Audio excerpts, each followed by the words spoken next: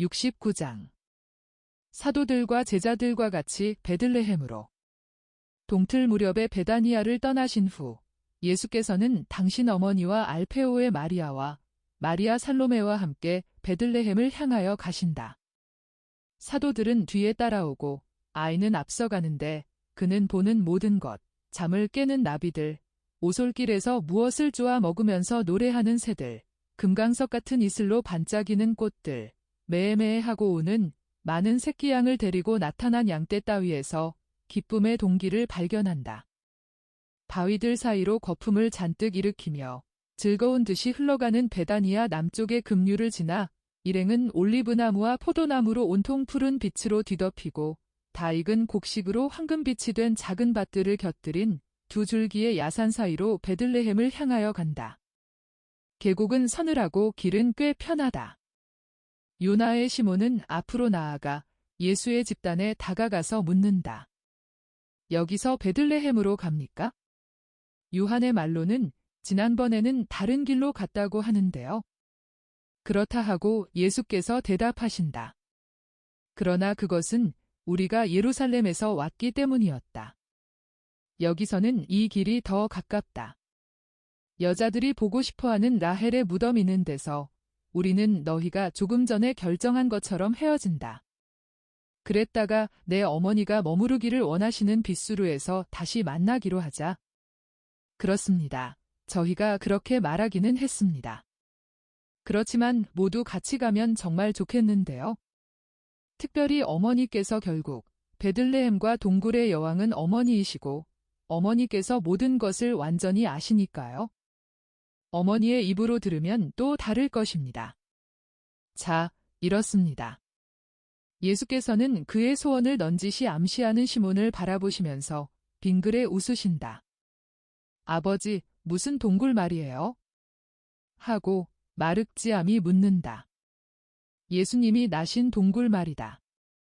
야, 멋있다. 나도 갈 테야. 정말 멋있겠다. 하고 알페오의 마리아와 살로메가 말한다. 대단히 멋있겠다. 그것은 뒤로 세상이 너를 모르던 것도 사실이지만 아직 미워하지 않던 시절로 되돌아가는 것이 될 것이다. 겸손과 믿음으로 믿고 사랑할 줄밖에 모른 순진한 사람들의 사랑을 다시 발견하는 것이 될 것이다. 내가 미움받는다는 것을 안 다음부터 내 마음을 찍어 누르는 무거운 짐을 내려놓는 것이 될 것이다.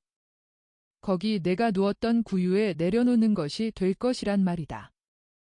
구유는 아직도 내 부드러운 눈길, 내 숨결, 내가 거기서 보였던 분명치 않은 미소를 간직하고 있을 거다. 그리고 이 모든 것이 내 마음을 어루만져 줄 것이다. 내 마음에는 많은 슬픔이 가득 차 있으니.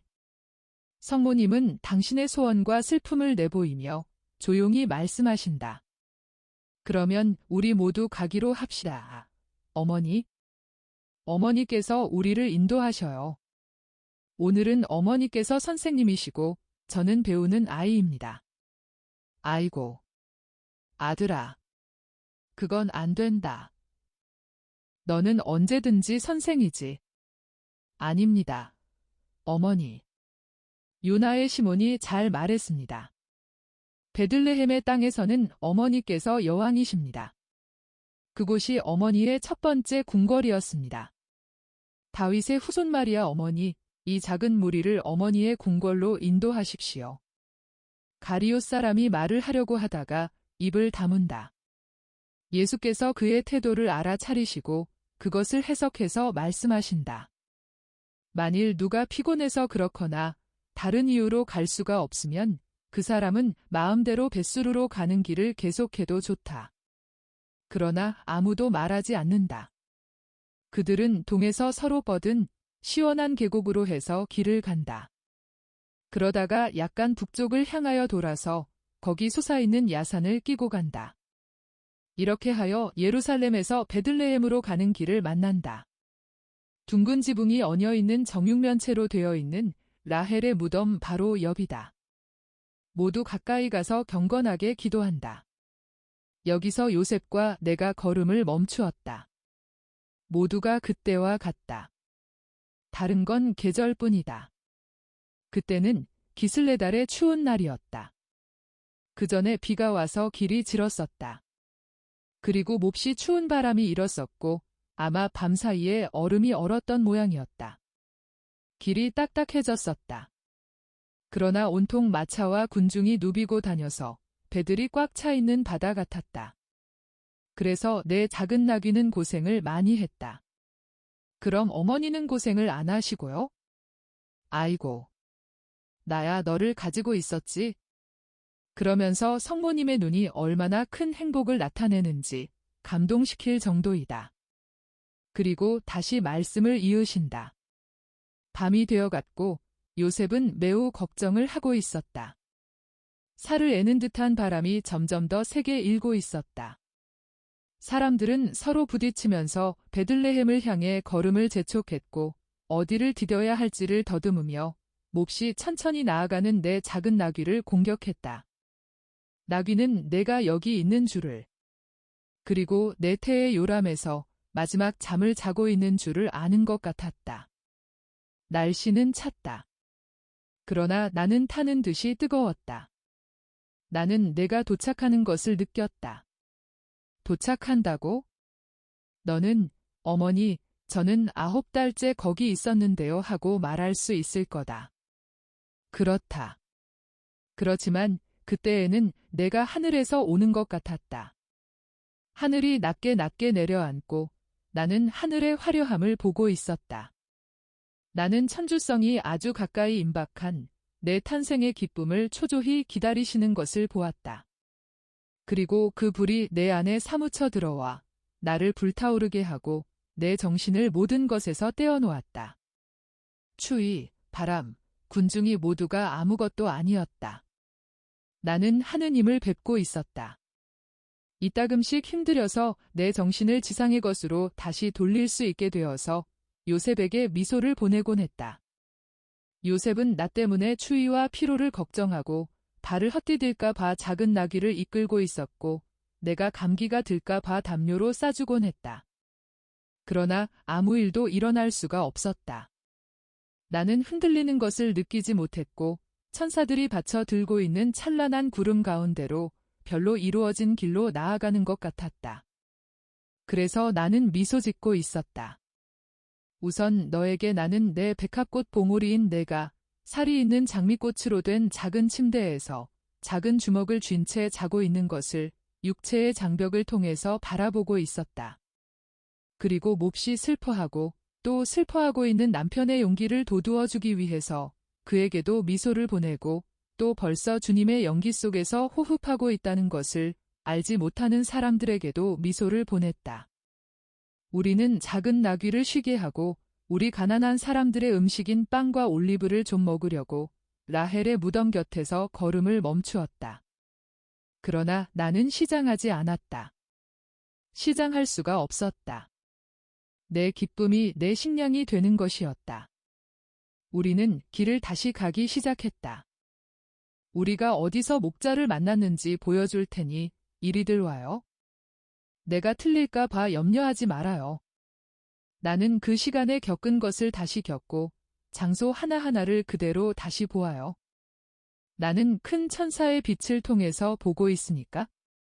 어쩌면 육체의 눈에는 보이지 않지만 영혼의 눈에는 그들의 빛나는 흰 빛이 보이는 천사들의 무리가 다시 이곳에 있어서 모든 것이 나타나고 모든 것이 지적되는지도 몰라요. 천사들은 틀릴 수가 없어요. 그리고 나를 기쁘게 하고 여러분을 기쁘게 하려고 나를 인도해요. 자, 여기 이 밭에서 저 밭 사이로 엘리야가 양들을 데리고 왔고 요셉이 나를 위해 그에게 양을 청했어요. 그리고 그가 따뜻하고 영양이 되는 양을 짜고 요셉에게 충고를 하는 동안 우리는 여기 이 풀밭에 걸음을 멈췄었어요. 이리들 오시오, 와요. 이것이 베들레헴 문 미처 마지막 골짜기의 오솔길이에요. 우리가 이 오솔길을 택한 것은 베들레헴 근처의 주요한 길들에는 사람과 타는 짐승이 가득 차 있었기 때문이었어요. 자, 베들레헴에 다 왔어요. 오, 사랑하는 내 아들의 첫 번 입맞춤을 내게 준 사랑하는 내 조상의 땅. 너는 빵을 가리키는 내 이름과 같이 솔직하고 착하고 좋은 냄새가 나서 굶어 죽는 세상에 진짜 빵을 주고자 했다. 온 인류에게 하늘의 길을 가르치기 위하여 야곱에게서 난 샛별인 구세주에게 세워진 첫 번째 성전인 다윗의 베들레헴의 거룩한 땅아, 그 안에 라헬의 모성애가 들어있는 너는 나를 안아주었다. 베들레헴 도시가 이 봄에 얼마나 아름다운지 보아요. 그러나 그때에도 밭과 포도밭에 아무것도 없었지만 그래도 아름다웠어요. 가벼운 베일과 같은 서리가 잎이 떨어진 가지들을 반짝이게 하고 마치 만질 수 없는 낙원의 베일로 감싼 듯이 금강석 가루로 덮여 있었어요. 집집마다 곧 먹게 될 저녁을 준비하느라고 굴뚝에서 연기가 나고 있었는데 그 연기는 이 꼭대기까지 조금씩 퍼져 올라와서 도시 자체가 온통 베일에 쌓인 것 같이 보이게 했어요.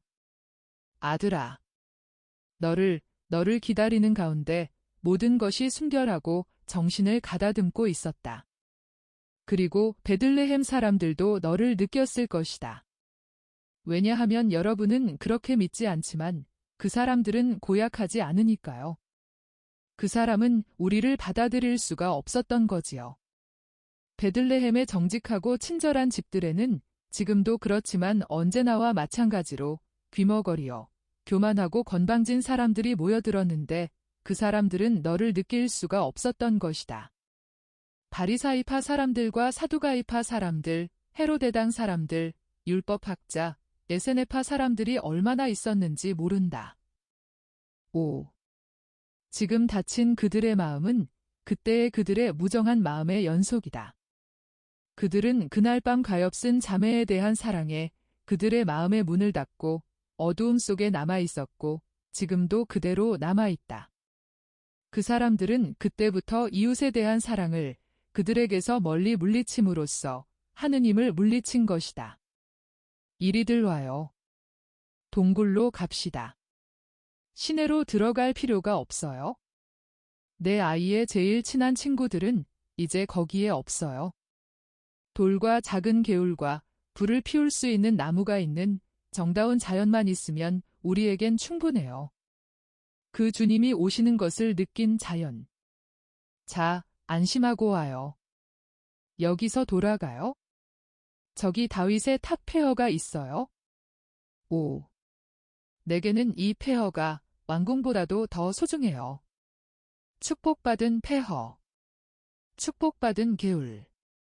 기적적으로 바람에 많은 가지가 부러져서 우리가 뗄나무를 얻어만나 불을 피울 수 있게 해준 축복받은 나무.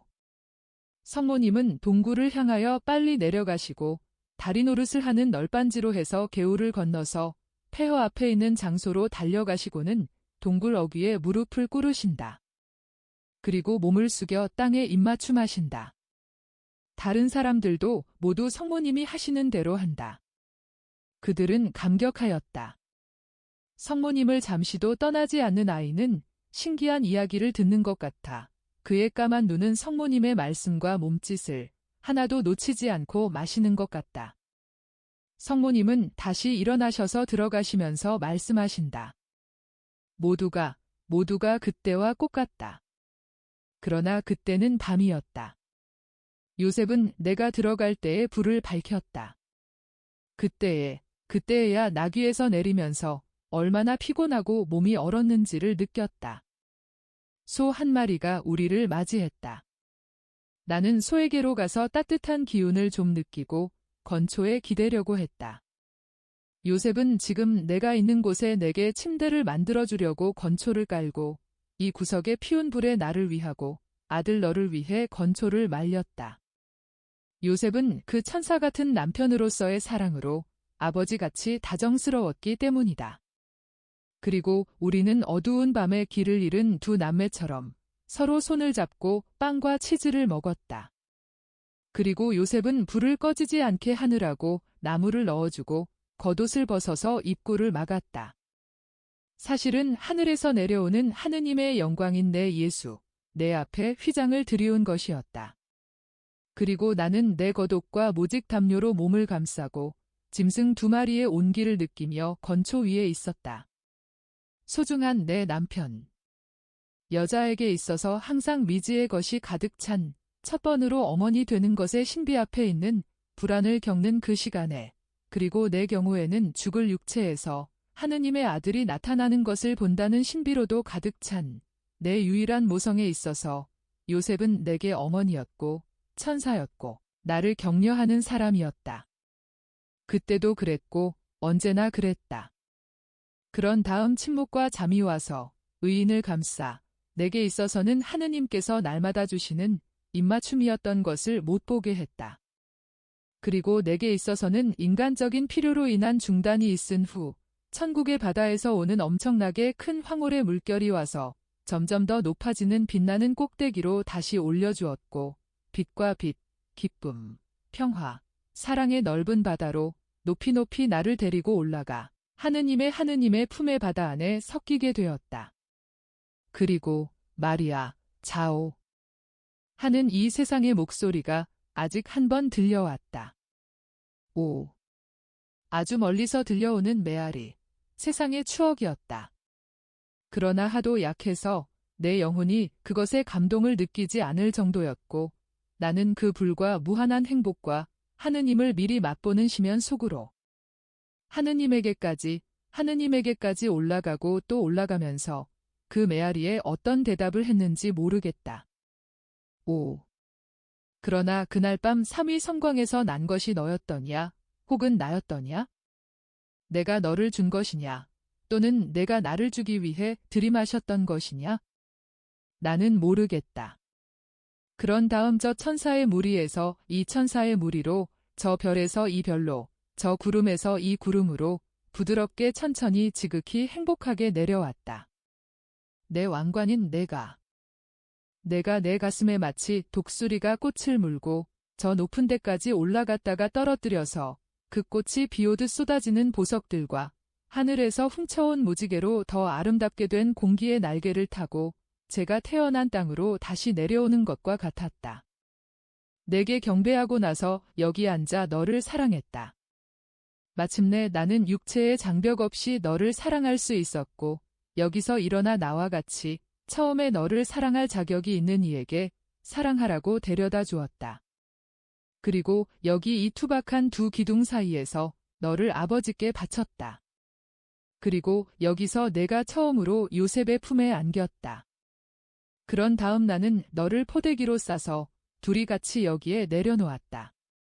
나는 너를 흔들어주고 있었고 그동안 요셉은 건초를 불꽃에 말려서 가슴에 품어가지고 따뜻하게 보존했다가 이곳에 놓았고 우리 둘은 내가 지금 하는 것처럼 내게로 몸을 굽혀 내게 경배하고 내 숨결을 마시고 사랑이 얼마나 자기를 낮출 수 있는지를 보고 하느님을 뵙는 기쁨으로 하늘에서 사람들이 분명히 흘릴 눈물을 우리도 흘렸다. 성모님은 이렇게 상기하시는 동안 왔다 갔다 하시며 장소들을 가리키시고 사랑으로 숨을 헐떡이시고 파란 눈에는 눈물이 반짝이고 입술에는 기쁨의 미소가 떠오르는 가운데 이 회상시키는 이야기를 하시는 동안 큰 돌에 앉아 계시던 예수께로 실제로 몸을 숙여 그때와 같이 울고 경배하시며 머리에 입맞춤하신다.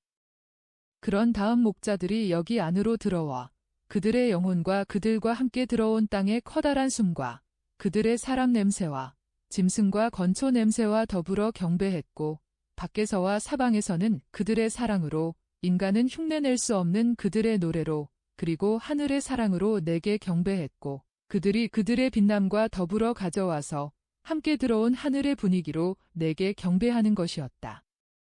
복된 내 탄생을. 성모님은 아들 곁에 무릎을 꿇으시고 그 무릎에 머리를 얹으시고 감격의 눈물을 흘리신다. 얼마 동안 아무도 감히 말을 하지 못한다. 더 혹은 덜 감동되어 있던 사람들은 마치 거미줄과 울퉁불퉁한 조약돌들 가운데에서 방금 묘사된 장면의 광경을 보기를 바라는 듯이 주위를 둘러본다. 성모님은 다시 침착해지셔서 말씀하신다. 자, 내 아들의 무한히 소박하고 무한히 위대한 탄생을 선생의 지혜로서가 아니라 여자로서의 내 마음으로 말했어요. 그것은 세상에서 가장 위대한 것이었지만 가장 흔히 볼 수 있는 외양 속에 감추어진 것이었기 때문에 다른 것은 아무것도 없었어요. 그렇지만 다음 날은요? 또 그 다음에는요? 하고 여러 사람이 묻는다. 그 중에는 두 마리아도 있다. 다음 날에요. 오, 매우 간단하지요. 모든 엄마가 하는 것처럼 아기에게 젖을 먹이고 씻기고 포대기에 싸주었지요.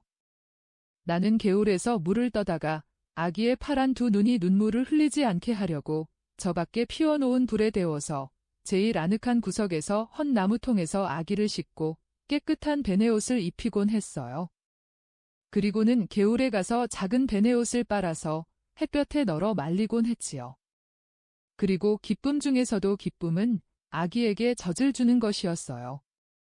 아기는 젖을 먹고 얼굴에 화색이 돌고 행복해했지요. 첫날 제일 따뜻한 시간에 나는 아기를 잘 보려고 저 밖에 나가 앉았었어요. 여기는 햇빛이 직접 들어오지 못하고 약하게 새어 들어와서 빛과 불꽃이 물건들을 이상하게 보이게 했어요. 그래서 밖에 해가 있는 대로 나가서 사람이 되신 말씀을 보았어요. 그때의 어머니는 아들을 알게 되었고 하느님의 여종은 그의 주님을 알게 되었지요.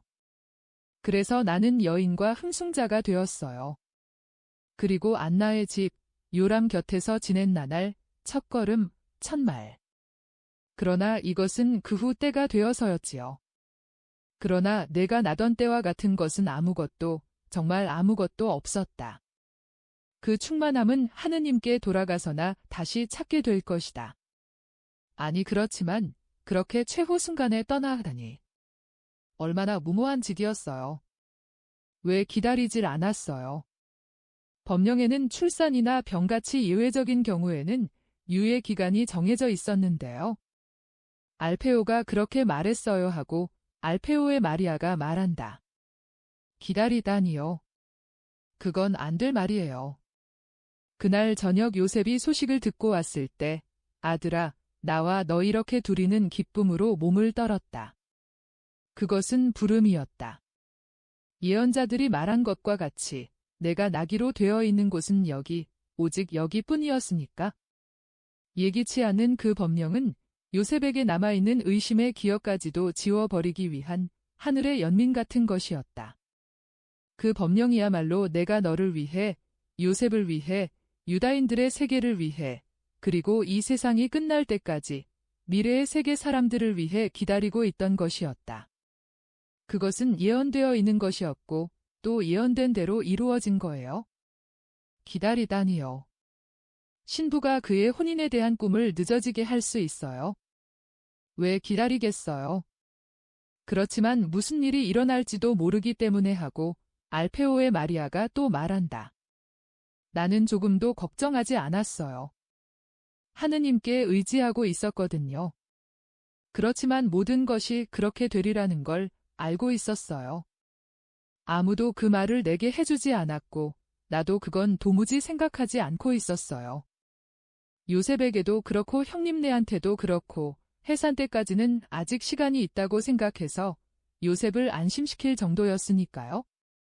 그렇지만 나는 빛의 명절에 빛이 날이라는 것을 알고 있었어요. 그것은 알고 있었어요. 그런데 어머니는 왜 아주머니와 같이 가지 않으셨어요? 그리고 아버지는 왜 그 생각을 못 하셨어요? 어머니 아버지도 여길 오셔야 했어요? 왜 우리가 모두 오지 않았지요? 하고 유다 타데오가 준엄하게 묻는다. 내 아버지는 빛의 명절이 지난 다음에 오기로 결정하고 그 말을 동생 요셉에게 했었다. 그러나 요셉은 기다리려고 하지 않았다. 그렇지만 적어도 어머니는 하고 타데오가 또 대꾸한다. 유다야, 어머니를 비난하지 말아라. 우리는 이 탄생의 신비를 베일로 가리는 것이 마땅하다고 만장일치로 생각했던 거다. 그렇지만 요셉 아저씨는 그 탄생이 저 표들과 더불어 오리라는 것을 알고 있었나요? 아주머니가 그걸 알지 못하셨는데 아저씨가 그것을 알 수가 있었겠어요? 우리는 예수가 날이라는 것 외에는 아무것도 모르고 있었다. 그러면요. 그러니까 의당 그렇게 되어야 하는 것처럼 하느님의 지혜가 우리를 인도하신 거다. 예수의 탄생과 이 세상에 있는 것은 놀라운 것과 사탄을 자극할 만한 것은 아무것도 없이 나타나야 했던 거다. 그래서 여러분은 메시아에 대한 베들레헴의 지금의 원한은 그리스도의 첫 번째 표시의 결과라는 것을 알게 되는 것입니다. 마귀의 증오는 이 세 사실을 이용해서 피를 흘리게 하고 흘린 피를 통해서 증오를 퍼뜨린 것입니다. 말을 안 하고 숨을 죽이고 있는 것 같은 요나의 시몬, 만족한가? 아주 만족합니다. 하도 만족해서 제가 이 세상 밖에 성전의 휘장 저쪽보다도 한층 더 거룩한 곳에 있는 것 같을 정도입니다. 너무도 만족해서 어머니가 이 장소에서 그때의 빛에 둘러싸여 계신 것을 뵌 지금은 어머니를 물론 경의를 가지고 대접해 올렸지만 그래도 그저 위대한 여인으로 역시 여인으로 대접해 올린 것이 두려울 지경입니다. 이제는 어머니를 이전처럼 감히 마리아라고 부르지 못하겠습니다. 어머니께서 전에는 제게 선생님의 어머니이셨습니다. 그러나 어머니께서 하늘의 빛의 물결 꼭대기에 계신 것을 뵌 지금, 여왕같이 되신 어머니를 뵌 지금, 보잘것없는 종인 저는 이렇게 합니다 하고 말하면서 땅에 엎드려 성모님의 발에 입맞춤한다. 이제는 예수께서 말씀하신다. 시몬아, 일어나 이리 내 곁으로 바싹 다가오너라. 성모님이 예수 오른편에 계시기 때문에 베드로는 예수의 왼편으로 간다. 지금 우리는 무엇이냐? 하고 예수께서 물으신다. 우리가요? 그야 예수님과 어머니와 시몬이 있지요. 맞았다. 그러나 우리가 몇이냐? 셋입니다. 선생님. 그러면 삼위일체이다. 어느 날 하늘에서 삼위일체이신 하느님께 이런 생각이 떠올랐다. 말씀이 세상에 갈 때가 되었다 하고. 그래서 말씀은 사랑으로 마음이 설레는 가운데 세상에 왔다. 그러니까 말씀은 아버지와 성령을 떠나 일을 하러 세상에 왔다. 하늘에서는 남아 계신 두 이께서 세상에서 일을 하는 말씀을 도우려고 생각과 사랑을 부어주시기 위해 그 어느 때보다도 더 결합하셔서 말씀의 사업을 보충하셨다. 하늘에서 모든 것이 이루어졌으니까 돌아올 때가 되었다 하는 명령이 내려올 날이 올 것이다. 그러면 말씀은 하늘로 돌아갈 것이다. 이렇게. 그러시면서 예수께서는 성모님과 베드로를 그 자리에 남겨두신 채 한 걸음 뒤로 물러나신다. 그리고 하늘 위에서 세상에 남아있는 두 사람의 일을 관찰할 것이다. 세상에 남아있는 두 사람은 거룩한 충동으로 그 어느 때보다도 더 굳게 결합하여 권위와 사랑을 세우고 그것을 가지고 말씀의 소원을 채우는 방법을 만들 것이다. 말씀의 소원이란 그의 교회 안에서 끊임없이 가르침으로써 세상을 구속하는 것이다. 그리고 아버지와 아들과 성령께서는 당신들의 빛남으로 사슬을 만들어 세상에 남아있는 두 사람, 즉 사랑이신 내 어머니와 권위인 너를 점점 더 긴밀히 할 것이다. 그러므로 너는 어머니를 여왕으로 대접해야 할 것이다. 그렇다. 그러나 내가 노예가 되어서는 안 된다. 그렇게 생각되지 않느냐? 제게 어떻게 생각되고는 아무래도 좋습니다. 저는 어리둥절할 뿐입니다. 제가 권위라니요? 아이고. 만일 제가 권위가 돼야 한다면 그때에는 정말이지 어머니께 의지해야 합니다. 오. 주님의 어머니, 저를 절대로 버리지 마십시오. 절대로, 절대로. 염려 말게. 내 아기가 혼자서 걸을 수 있게 될 때까지 해준 것처럼 언제나 자네 손을 잡아주겠네. 그럼 그 다음에는요? 그 다음에는 기도로 자네를 부축해주겠네. 자, 시몬, 하느님의 능력을 의심하지 말게. 나는 하느님의 능력을 의심하지 않았네. 요셉도 그랬고. 자네도 의심하지 말아야 하네.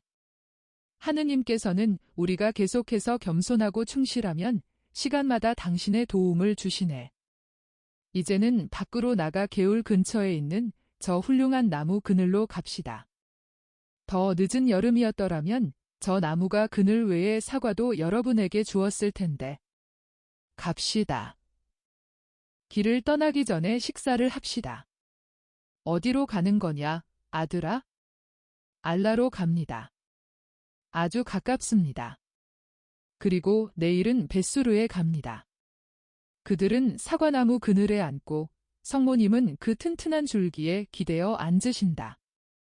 바르톨로메오는 그렇게도 젊고 또 당신이 상기시키신 것으로 인하여 아직도 천사같이 흥분하신 채 당신 아들이 축복해서 주시는 음식을 받으시면서 사랑의 눈길로 미소를 보내시는 것을 뚫어지게 쳐다보고 중얼거린다. 그분의 그늘에 앉으니 그분이 주시는 음식이 내 입에 달도다. 유다 타데오가 그에게 대답한다. 맞아. 어머니는 사랑으로 애를 태우셔.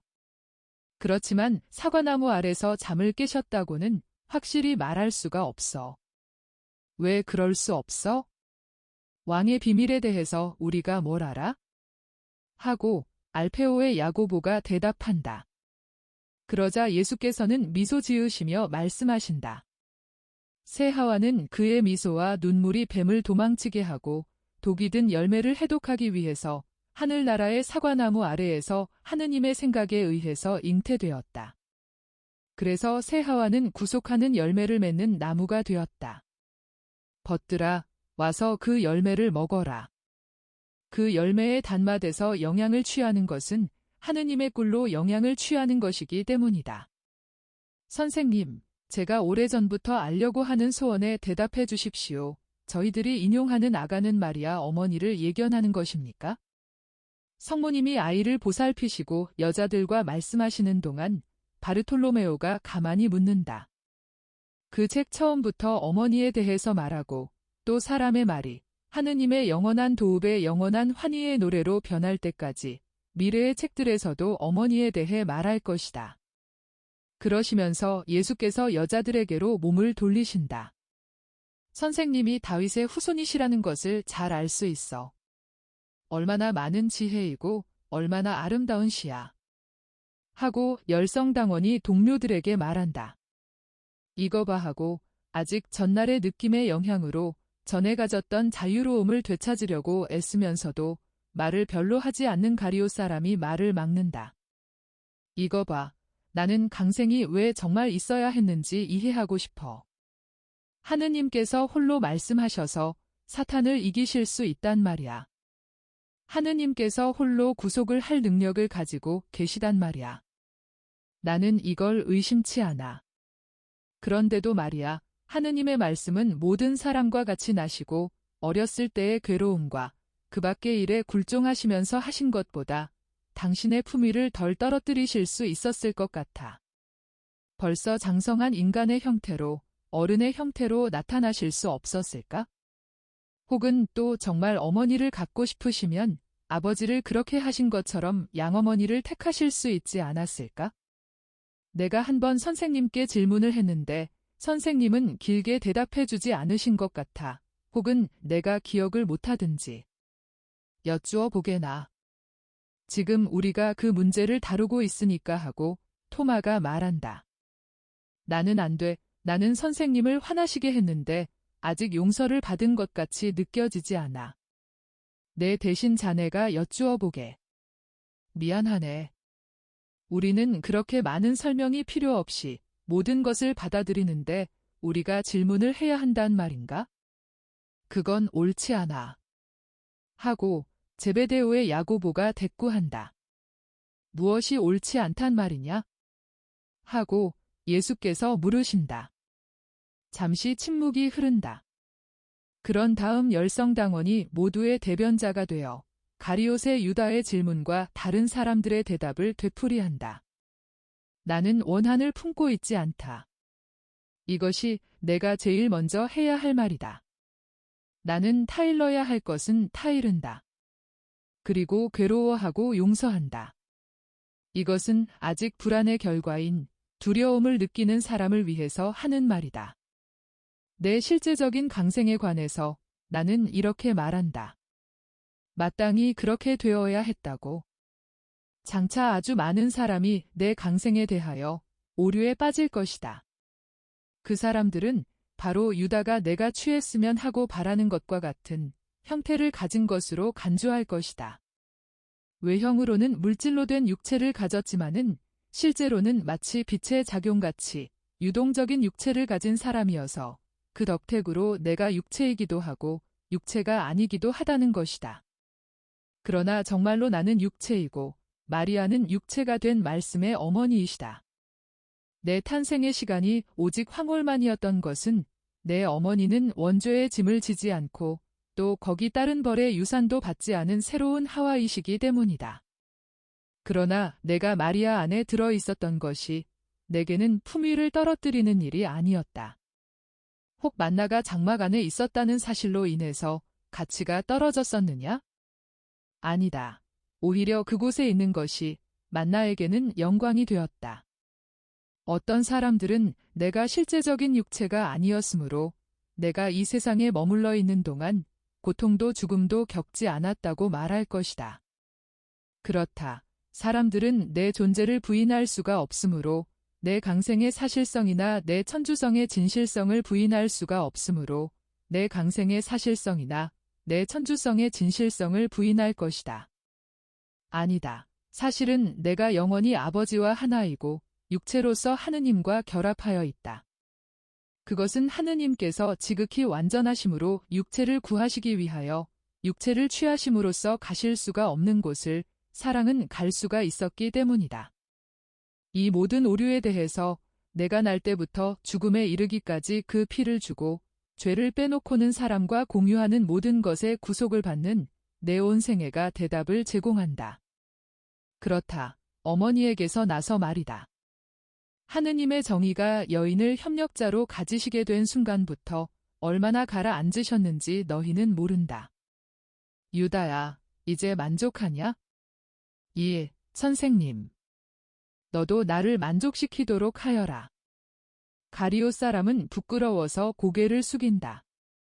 그리고 어쩌면 이렇게도 많은 친절에 실제로 감동하였는지도 모른다. 사과나무의 그늘에서 쉬는 시간이 길어진다. 어떤 사람들은 자고 어떤 사람들은 존다. 그러나 성모님은 일어나셔서 동굴로 다시 가시고 예수께서도 성모님을 따라가신다. 70장 벳수르의 엘리사의 집으로 가면서 우리가 헤브론 가는 길로 얼마 동안 돌아오면 그들을 만날 것이 거의 확실하다. 제발 두 사람씩 산길로 해서 그들을 찾아가라. 여기서 솔로몬의 모세까지 그리고 거기서 벳수르까지. 우리는 너희를 따라가겠다. 여기가 그의 방목 구역이다. 이렇게 주님이 12사도에게 말씀하신다. 그래서 나는 예수께서 목자들 말씀을 하시는 것임을 알아차린다. 사도들은 각기 자기가 좋아하는 동료와 같이 떠날 준비를 한다. 다만 거의 떨어질 수 없는 요한과 안드레아의 짝만이 이루어지지 않는다. 그들이 둘 다 가리오 사람에게 가서 나는 자네와 같이 가겠어 하고 말하고 유다는 그래 안드레아 같이 가세. 이렇게 하는 게 더 나아 요한. 자네와 나는 둘 다 벌써 목자들을 아는 사람이니까 자넨 다른 사람하고 같이 가는 게 더 나아 하고 대답하였기 때문이다. 그럼 젊은이는 나하고 가세 하고 베드로가 제베데오의 야고보를 떠나면서 말한다. 야고보는 군말 없이 토마와 같이 간다. 그리고 열성당원은 유다 타데오와 같이 가고 알페오의 야고보는 마테오와 같이 떨어질 수 없는 필립보와 바르톨로메오가 같이 간다. 어린아이는 예수와 마리아들과 같이 있다. 숲과 풀밭 따위로 온통 푸른 비친 산 가운데로 난 길은 시원하고 아름답다. 새벽에 황금색 빛을 받으며 방목지로 가는 양떼들을 만난다. 방울 소리가 들릴 때마다 예수께서는 말씀을 중단하시고 바라다 보신다. 그리고 베들레헴의 목자 엘리야가 이 근처에 있느냐고 목자들에게 물으신다. 이제는 엘리야의 별명이 베들레헴 사람이라는 것을 알겠다. 다른 목자들도 베들레헴 출신이지만 이 별명은 당연히 그의 것이거나 또는 경멸을 나타내기도 한다. 그러나 이 점은 아무도 알지 못한다. 목자들은 양떼를 멈추고 시골식 필이 불던 것을 그만두고 대답한다. 젊은 목자들은 거의 모두가 갈대로 만든 그 원시적인 피리들을 가지고 있다. 그래서 마륵지암은 넋을 잃는다. 마침내 마음씨 좋은 한 늙은 목자가 손자의 피리를 그에게 주면서 얘는 다른 걸 하나 만들어 가질 거다 하고 말하니 마륵지암은 지금 당장은 피리를 사용할 줄 모르니까 그 악기를 어깨에서 허리로 비스듬히 메고 가면서 기뻐한다. 목자들을 만났으면 참 좋겠는데 하고 성모님이 큰 소리로 말씀하신다. 틀림없이 만날 것입니다. 이 계절에는 그 사람들이 언제나 헤브론 쪽에 있으니까요.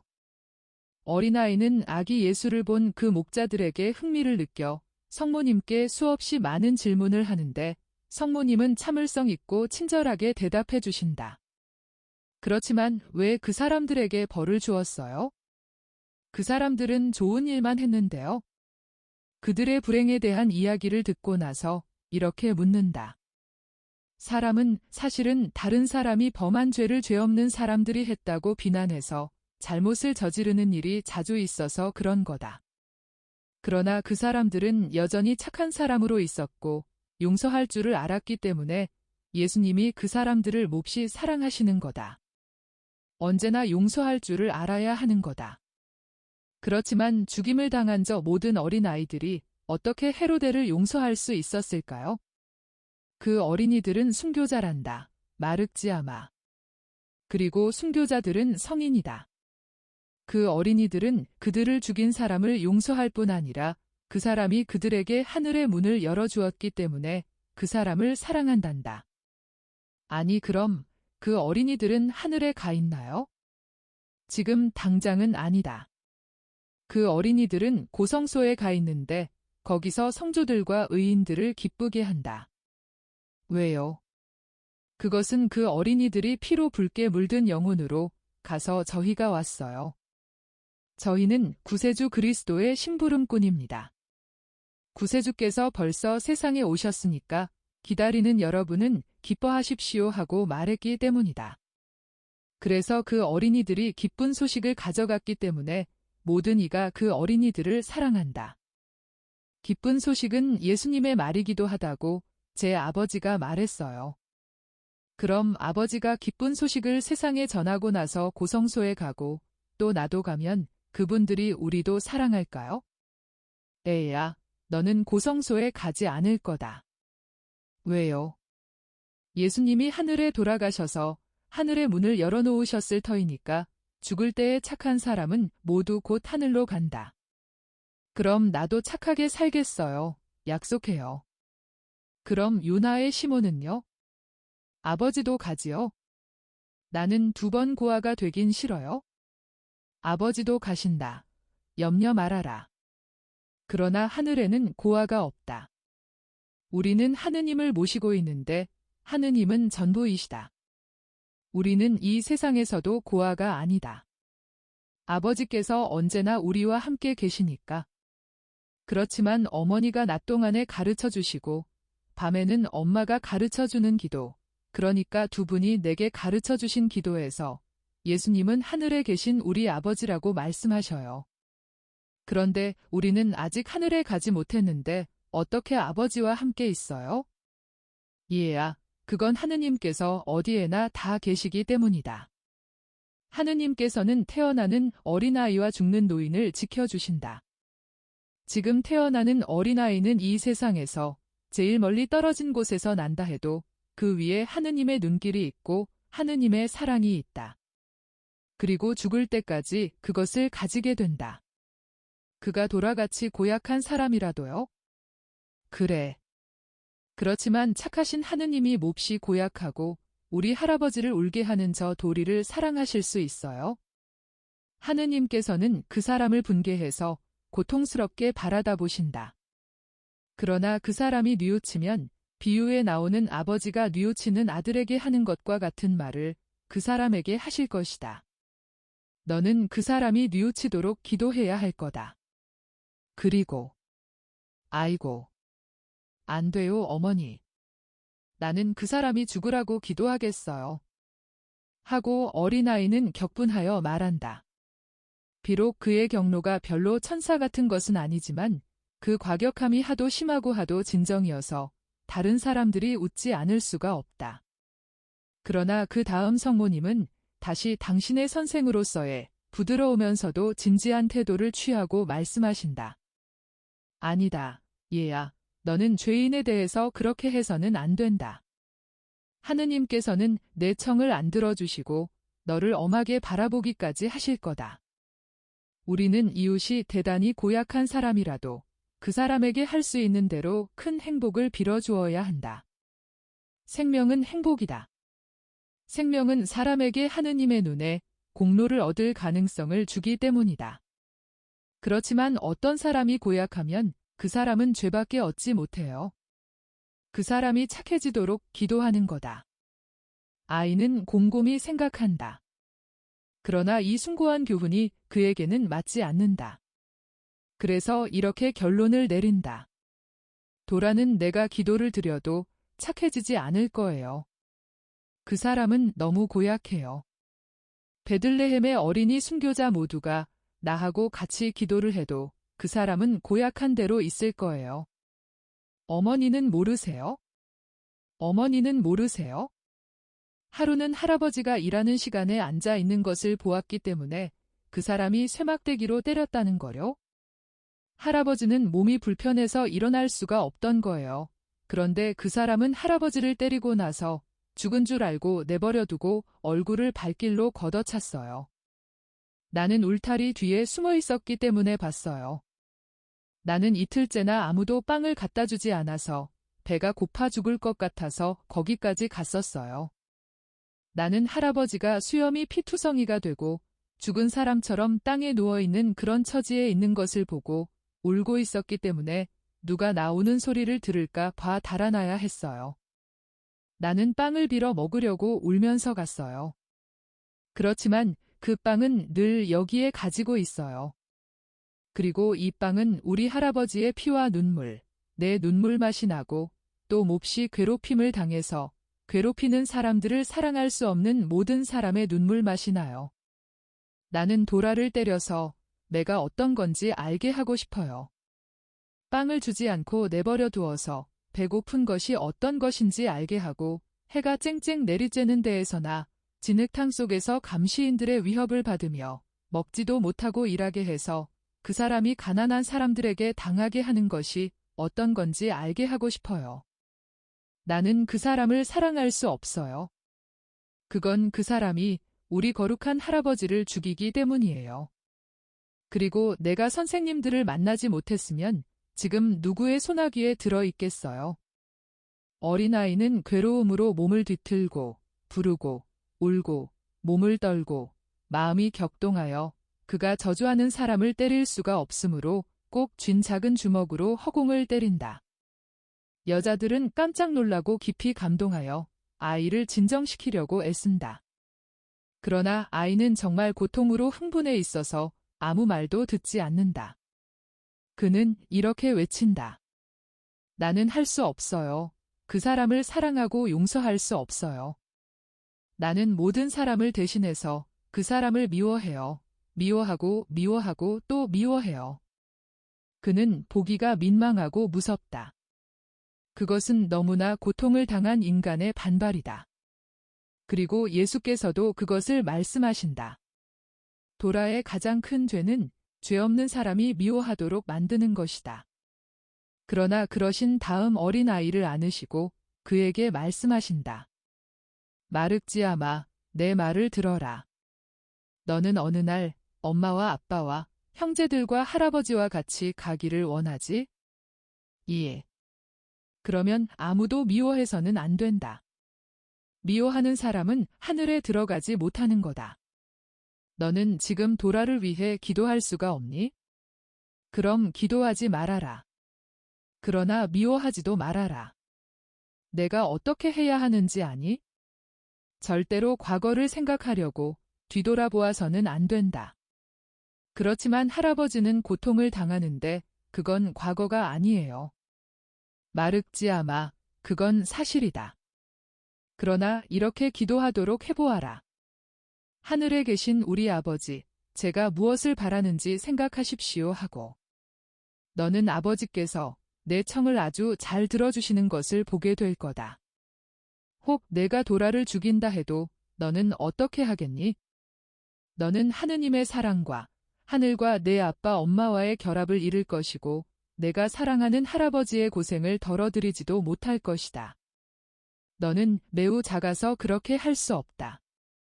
그러나 하느님께서는 하실 수 있다. 하느님께 그 말씀을 드려라. 하느님께 이렇게 말씀드려라. 하느님은 제가 얼마나 제 할아버지를 사랑하고 불행한 모든 사람을 사랑하는지 아십니다. 무엇이든지 하실 수 있는 하느님이 그것을 생각해 주십시오 하고. 뭐라고? 너는 기쁜 소식을 전하고 싶지 않니? 그렇지만 기쁜 소식은 사랑과 용서에 대해서 말한다. 만일 내가 사랑하고 용서할 줄을 모르면 어떻게 다른 사람에게 미워하지 말고 용서해라 하고 말할 수 있겠니? 하느님께서 하시는 대로 맡겨드려라, 맡겨드려. 그러면 하느님께서 얼마나 모든 일을 잘 처리하시는지 알게 될 거다. 그렇게 하겠니? 선생님을 사랑하니까 그렇게 하겠어요. 예수께서는 아이에게 입맞춤하시고 땅에 내려놓으신다. 문제가 해결되었고 길도 다 왔다. 참으로 거창한 작품인 산의 바위를 파서 만든 세 개의 못의 매우 맑은 수면과 폭포가 반짝인다. 폭포는 첫 번째 못에서 그보다 더 큰 둘째 못으로 떨어지고 거기서 셋째 못으로 떨어지는데 이 못은 진짜 작은 호수 같고 거기에서 관을 통하여 물이 멀리 떨어져 있는 도시들로 간다. 그러나 이 지방의 땅의 습기로 인하여 산은 수원에서 못들에 이르기까지 또 못들에서 평야에 이르기까지 놀랄 만큼 기름지다. 들꽃 중에서 가장 다양한 꽃들이 향기롭고 드문 초목들과 동시에 푸르른 비탈을 화려하게 장식하고 있다. 여기에는 사람이 정원꽃들과 향기로운 초목의 씨를 뿌린 것 같다. 그것들은 따뜻하게 하는 햇볕을 받아 육개와 장내와 카네이션과 라벤더의 향기와 그 밖에 잘 스며드는 강하고 감미로운 향기 따위 이 세상의 가장 좋은 향기들을 더할 수 없이 기묘하게 혼합해서 공중에 발산한다. 그것은 실제로 초목과 꽃들의 다양한 색채와 기분 좋은 발산물의 시이기 때문에 향기의 교향악이라고도 말할 수 있겠다. 모든 사도가 어떤 나무 그늘에 앉아 있는데 그 나무에는 엄청나게 큰 흰 에나멜로 만든 방울 같은 이름을 알 수 없는 큰 흰 꽃이 만발하였다. 그 꽃들은 늘어진 장식같이 바람이 조금만 불어도 흔들리고 흔들릴 때마다 많은 향기를 내뿜는다. 나는 그 나무의 이름을 모르겠다. 꽃은 칼라브리아에 있는 그곳 사람들이 보따로라고 부르는 소관목의 꽃을 연상시키는데 나무 줄기는 분명히 그 나무가 아니다. 이 나무는 줄기가 튼튼하고 키가 큰 나무이지 소관목이 아니기 때문이다. 예수께서 사도들을 부르시니 그들은 달려온다. 저희들은 거의 즉시 장에서 돌아오는 요셉을 만났습니다. 그 사람들이 오늘 밤에는 모두 벳수르에 있답니다. 저희들은 큰 소리로 서로 불러서 모여가지고 시원한 여기에 자리 잡았습니다 하고 베드로가 설명한다. 정말 아름다운 곳입니다. 꼭 정원 같아요.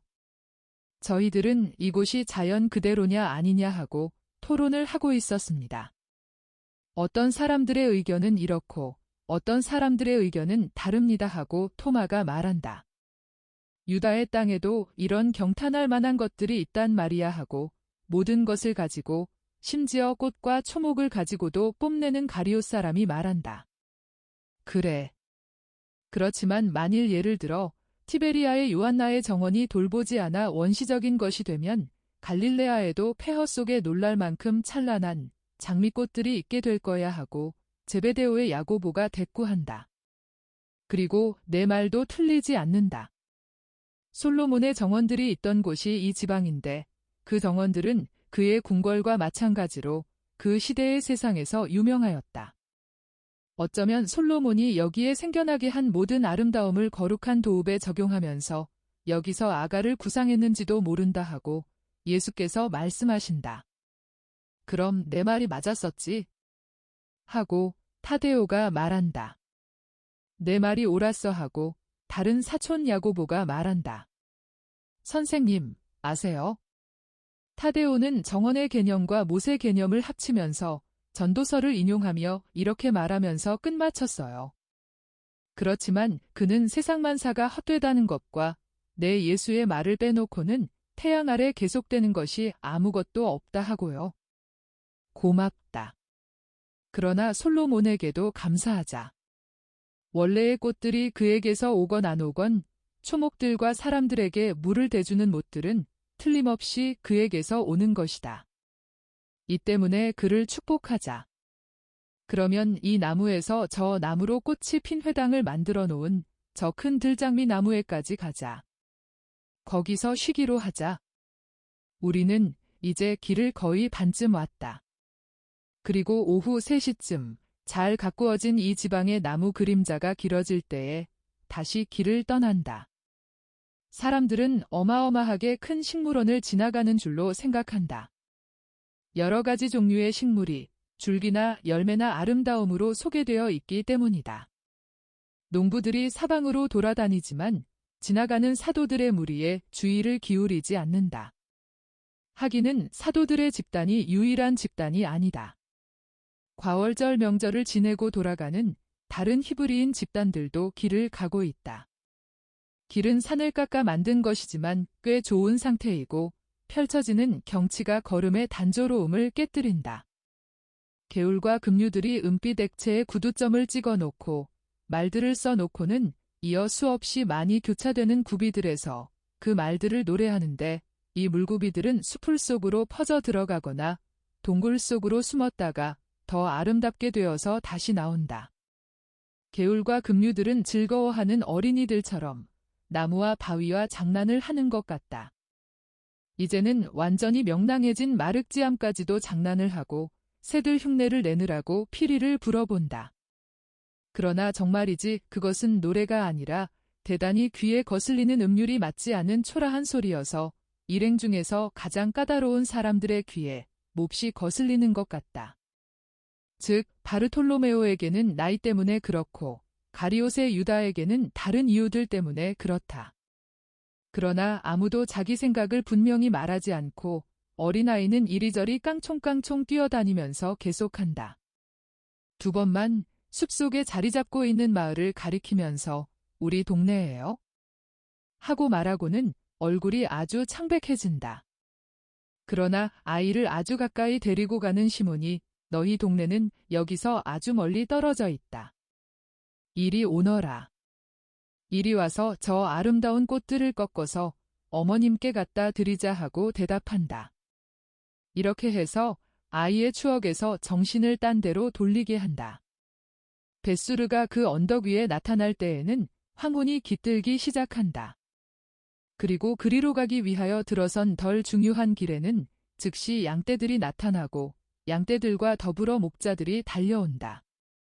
그러나 엘리야는 성모님도 계신 것을 보자 놀라서 팔을 쳐들고 감히 자기 눈을 믿으려 하지 않은 채 그대로 서 있다. 엘리야, 당신에게 평화가 있기를 바랍니다.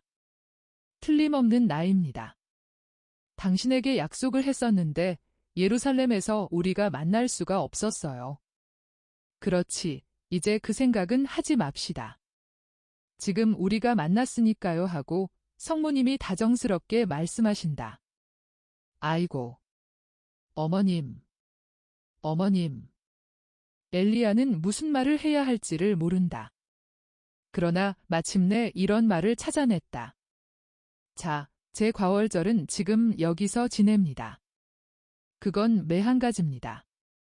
아니 한층 더 낫습니다. 그렇고 말고요.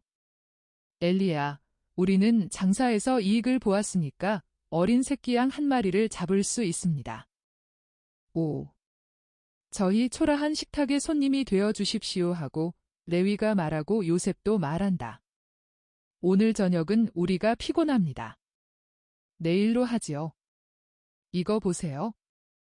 사무엘의 아브라함의 아내 엘리사라는 여자를 아세요? 그 여자는 벳수르의 그의 집에 있습니다. 그렇지만 아브라함은 죽었고 지난 해에는 그의 두 아들도 죽었습니다. 첫째 아들은 갑자기 몸이 불편해졌었는데 무슨 병으로 죽었는지는 도무지 알려지지 않았습니다. 둘째는 천천히 쇠약해졌는데 아무것도 병을 먹게 하지 못했습니다. 저희가 새 어미염소에 젖을 갖다 주었습니다. 그것이 병자에게 좋다고 의사들이 말했기 때문입니다.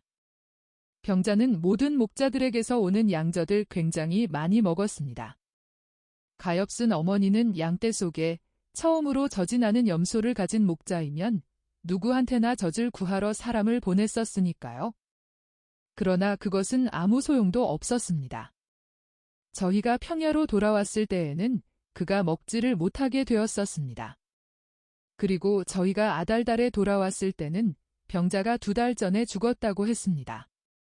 불쌍한 친구. 엘리사는 성전에서 나를 무척 사랑했어요. 우리는 조상이 같았고 엘리사는 마음이 착했어요. 엘리사는 어려서부터 약혼했던 아브라함과 결혼하려고 나보다 2년 먼저 성전을 떠났어요. 그리고 맏아들을 주님께 바치려고 엘리사가 성전에 왔던 일이 기억나요? 엘리사는 나를 부르게 했어요. 나만이 아니었지만 나 혼자만을 더 오래 보기를 원했어요. 그런데 지금은 혼자이군요. 오. 내가 빨리 가서 위로해 주어야 해요. 당신들은 여기 있어요. 가기는 엘리야와 같이 가서 나 혼자만 들어갈 겁니다. 고통은 존중받기를 원합니다. 어머니, 저도 안 됩니까? 너는 언제든지. 그러나 다른 사람들은 얘야, 너도 안 된다. 엘리사에게는 그것이 고통이 될 것이다. 자, 예수야, 가자. 마을 광장에서 우리를 기다려라. 밤에 머물 곳을 구하여라. 갔다 오마 하고 예수께서 모두에게 명령하신다. 그리고 엘리야만 데리고 예수와 성모님은 문이 꼭 닫혀 있는 조용한 어떤 큰 집에까지 가신다. 목자가 그의 지팡이로 문을 두드린다. 하녀가 창문으로 얼굴을 내밀고 누구냐고 묻는다. 성모님이 앞으로 나아가시며 말씀하신다. 나자렛에서 온 요아킴의 딸 마리아와 그의 아들 예수네. 주인 마님께 그렇게 말씀드리게. 소용없습니다. 마님은 아무도 보려고 하지 않습니다.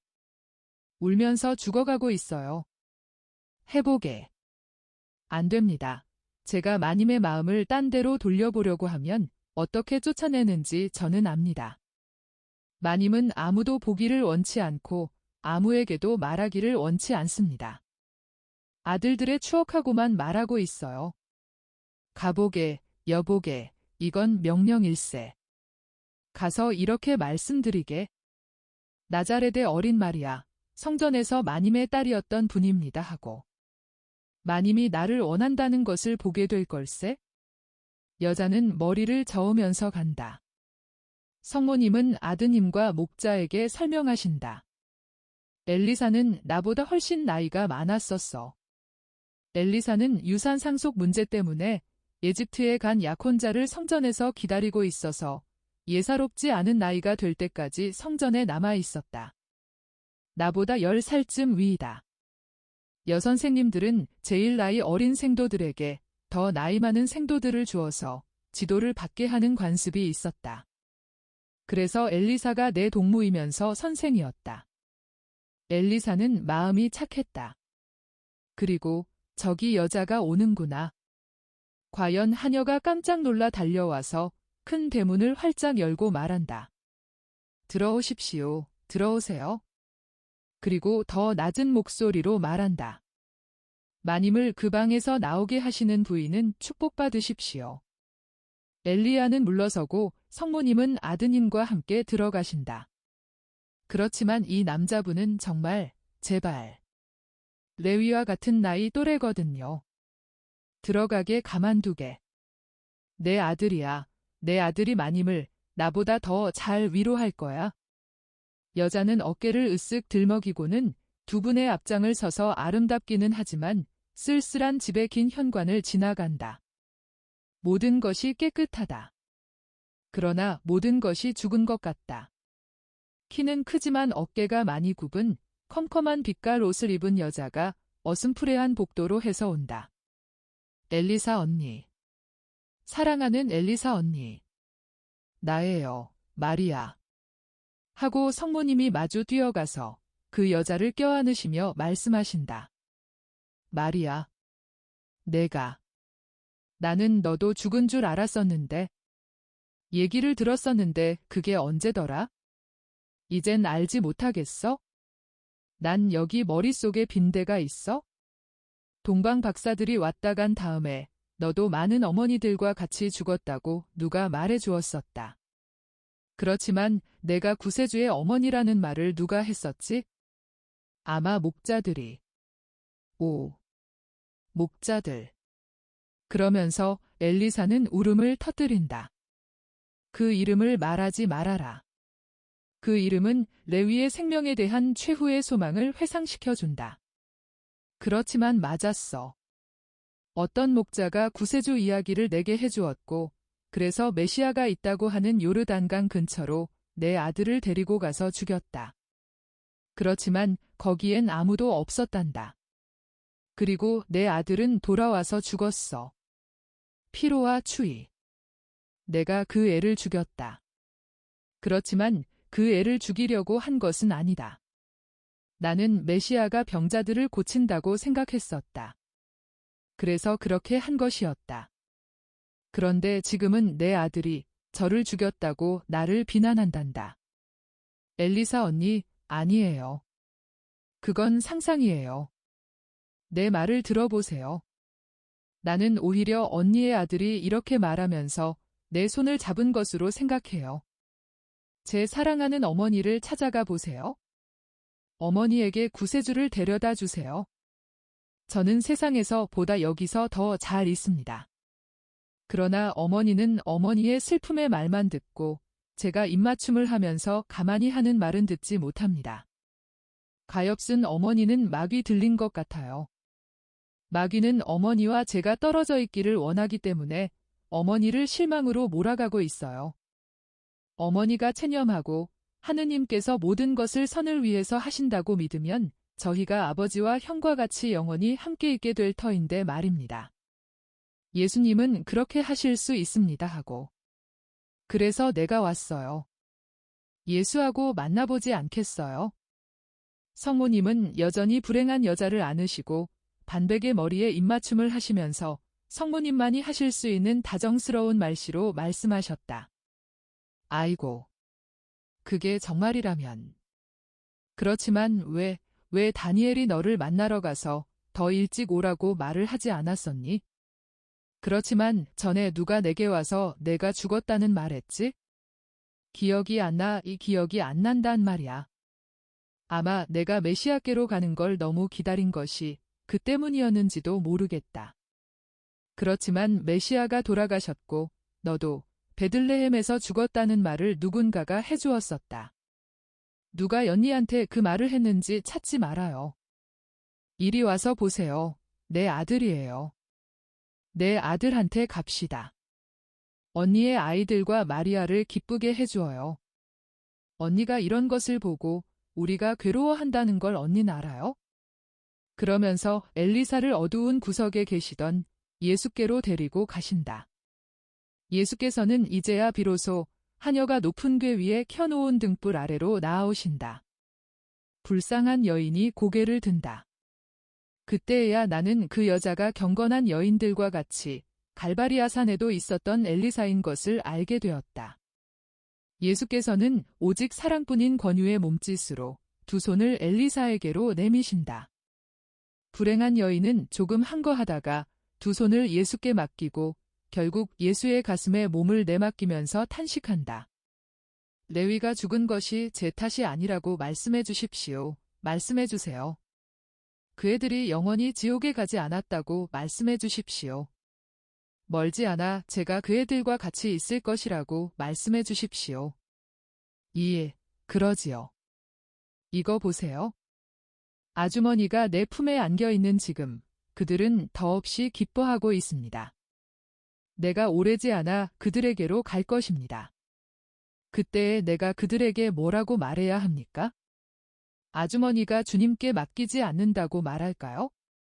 내가 이렇게 말해야 합니까? 그렇게도 용맹하고 그다지도 지혜로운 이스라엘의 여인들, 다윗의 여인들에게 아주머니는 그것이 진실이 아니었음을 반증해야 합니까? 아닙니다. 아주머니는 괴로워합니다.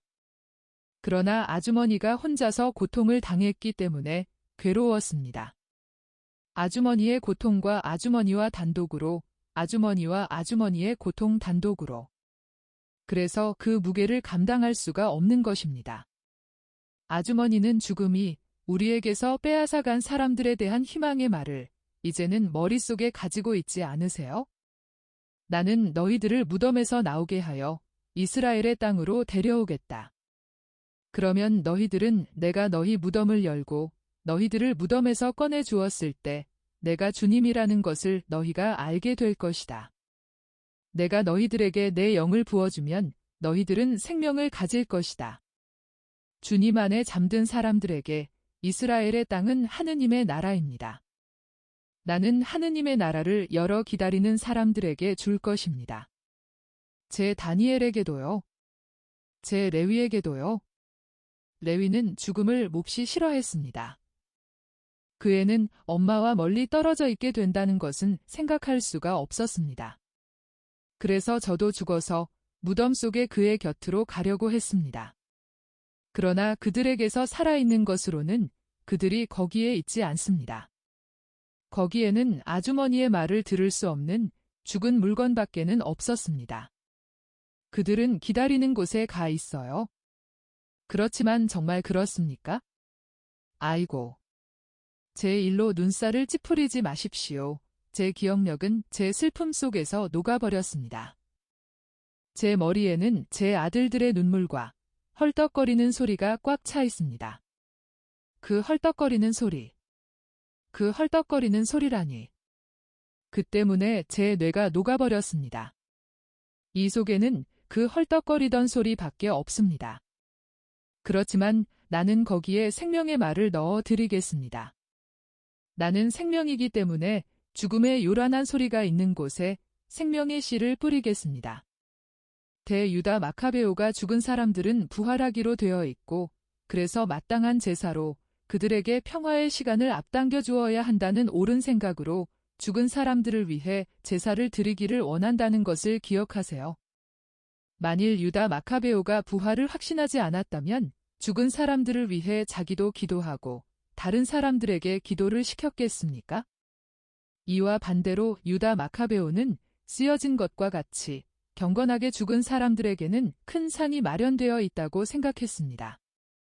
아주머니의 아들들이 틀림없이 그렇게 죽었을 것처럼 말입니다. 아주머니가 그렇다고 말하는 것을 아시겠어요? 그러니까 실망하지 마세요. 그보다도 내가 아주머니의 죽은 이들에게 가기 전에 그들의 죄가 없어지도록 그들을 위해 거룩하게 기도하세요. 그러면 잠시도 기다리지 않고 나와 함께 하늘에 갈 것입니다. 나는 길이요 진리요 생명이어서 인도하고 진리를 말하고 내 진리를 믿고 나를 따르는 사람에게 생명을 주기 때문입니다. 이거 보세요. 아주머니의 아들들이 메시아가 오는 것을 믿었습니까? 주님, 그러며 그 믿음을 제게서 배웠었습니다. 그리고 레위는 내 의지의 결과로 그의 병이 나을 수 있다고 믿었습니까? 주님, 저희들은 주님께 바랐습니다. 그러나 그것이 그 애에게 소용이 없었습니다. 그래서 그 애는 많이 바라다가 낙담해서 죽었습니다. 여인의 울음이 전보다는 더 조용하게 다시 시작된다. 그러나 그 전의 격정에서보다도 지금의 침착 속에서 오히려 더 비탄에 잠긴 눈물이다. 그것이 소용없었다고는 말하지 마세요. 나를 믿는 사람은 죽었을지라도 영원히 살 것입니다. 아주머니, 밤이 되어갑니다. 나는 사도들에게로 갑니다. 어머니, 저 혼자 가겠습니다. 아이고. 주님도 계십시오. 주님이 떠나가시면 그 고민에 다시 사로잡힐까봐 겁이 납니다. 주님의 말씀에 폭풍우가 겨우겨우 가라앉기 시작하는데요. 염려 마세요. 마리아가 아주머니와 함께 있습니다. 내일 또 오겠습니다. 나는 목자들에게 할 말이 있습니다. 그들에게 아주머니 집 근처에 오라고 말해도 됩니까? 아이고. 그러면요. 그 사람들이 작년에도 제 아들 때문에 왔었습니다. 집 뒤에는 정원이 있고 또 촌스러운 마당도 있습니다. 그 사람들이 그때 하던 대로 양떼들을 모으러 그리 와도 됩니다. 좋습니다. 또 오겠습니다. 착한 마음씨를 가지세요. 성전에서 마리아가 아주머니에게 맡겨졌었다는 것을 기억하세요. 나도 어머니를 오늘 밤 아주머니에게 맡깁니다. 예, 안심하십시오. 제가 마리아를 보살피겠습니다. 마리아의 저녁 잠자리를 생각해야 하겠습니다. 제가 이런 것을 생각하지 않게 된 것이 얼마나 되었는지 모릅니다. 마리아, 레위가 앓는 동안 그렇게 한 것처럼 내 방에서 자겠니? 나는 내 아들의 침대에서, 너는 내 침대에서. 그러면 그 애의 조용한 숨소리를 듣는 것 같을 거다. 그 애는 늘 내 손을 잡고 있었다. 그러겠어요, 엘리사 언니? 그리고 그 전에 여러 가지 이야기를 해요. 아니다. 너는 피곤하니 너는 자야 한다. 언니도. 오. 나야.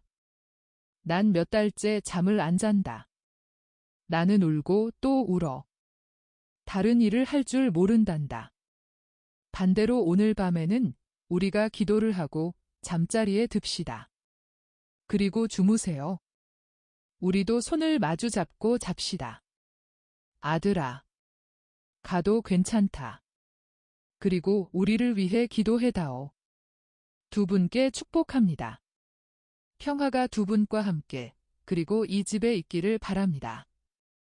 그리고 예수께서는 하녀와 같이 나가신다. 하녀는 깜짝 놀란 채 이렇게 되풀이해서 말하기만 한다. 주님, 기막힌 기적입니다. 기막힌 기적이에요.